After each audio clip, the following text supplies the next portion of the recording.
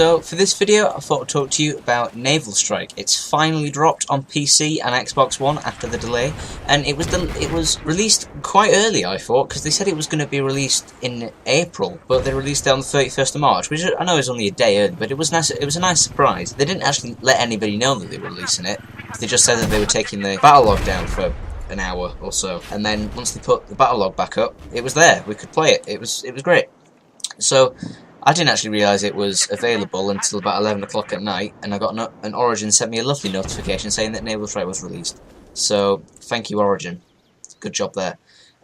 So I've been playing Naval Strike for roughly 4 to 5 hours-ish, so I've got a good idea of what the maps are like, what the game modes are like on each map, so I've got pretty good knowledge of what they are like. My initial thoughts on the maps were that they look absolutely fantastic. They are probably some of the best maps graphically that Battlefield has ever seen. In the clips that you're looking at, I have put some colour correction on them, so they enhanced them a bit, so they do look a bit better.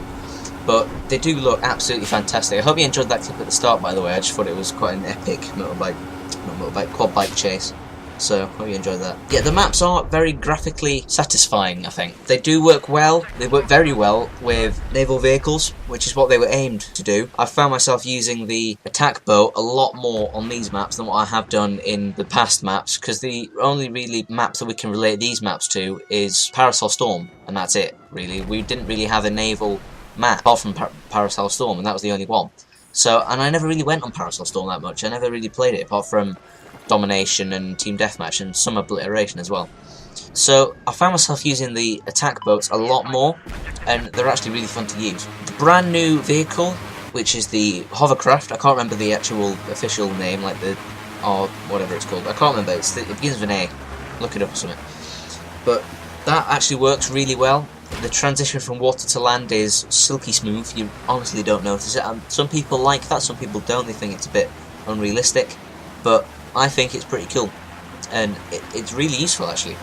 If you've got a friend that you can sit on the back and gun, and you can run people over, it's great. There have been a few Easter eggs found in these maps. I've had a look at some of them that relate to hopefully future DLC, especially on the one on Naval Strike, which is in the hillside, in one of the tunnels. There's a locked door and a security camera, and if you stay there long enough, the camera will lock onto you, and it will start to beep. And you can hear sort of in the background some whispering of like leave this place, which is pretty cool. So you should go look up them Easter eggs if you haven't found them already. Go and look them up and find out what they actually mean. The game modes seem to settle quite well into the Naval Strike maps, especially Conquest Large. Domination works well for some of the maps, especially Naval Strike. That works well on the sort of open map. There's quite a lot of cover to be used. Wavebreaker is okay, but on Domination, the team who owns the middle objective is basically won. If you don't get the middle objective, then you're stuffed pretty much for the rest of the game, because there is only pretty much 2 flanking routes to get to either side of the map, and that's over the big gangways. And you make yourself an open target there, and if you can't really swim, because that's also an open target, so the only really way to kill the people who are defending the middle area is to blow up the submarine, and if that's already been blown up and then you lose the objective again, then you're screwed, to be honest. The Carrier Assault game mode has been welcomed quite warmly, I think. I've played quite a lot of it actually, and I'm really enjoying it.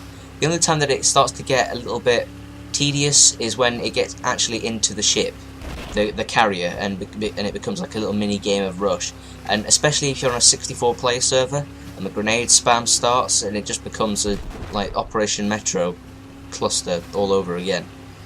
So that's the only time I can see it becoming an issue.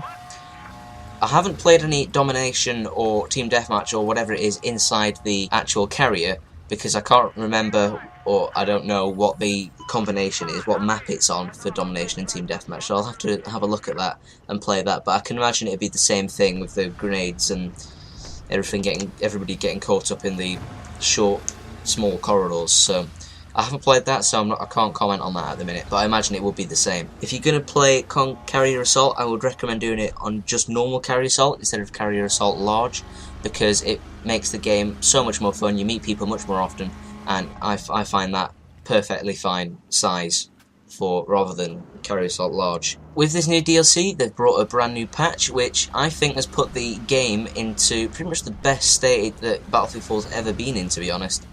It fixes many of the major bugs that were in before, and I think that quite a lot of people should be playing Battlefield at the minute, because it's probably the best time to be playing it. It actually works, like Battlefield 3 did. If you minus the netcode, I think the netcode is still mediocre. I don't think they've actually upgraded it at all, but I think quite a lot more people should be playing Battlefield at this point, because they've fixed a lot of the bugs, especially the kill cam bug. That has been fixed quite noticeably.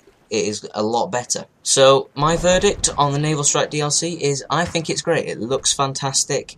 The game modes play out well, the new vehicles are fantastic, the guns play well, although we have had them for a few weeks beforehand. I think it works well in Battlefield. I'm glad that Battlefield is now back up to what it should be as a game, instead of it being broken and it getting mocked. It probably still will be mocked. It'll be known as the worst released game ever, probably.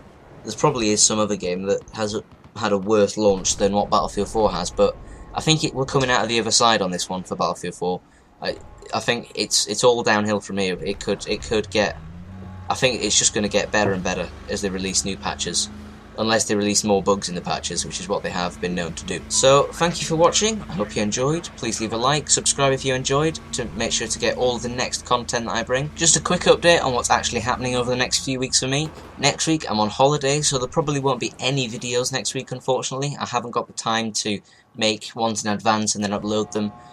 So I'm sorry about that, but there's going to have to be no videos for next week. The week after, for the beginning of the week, there probably will be a noticeable lack of videos.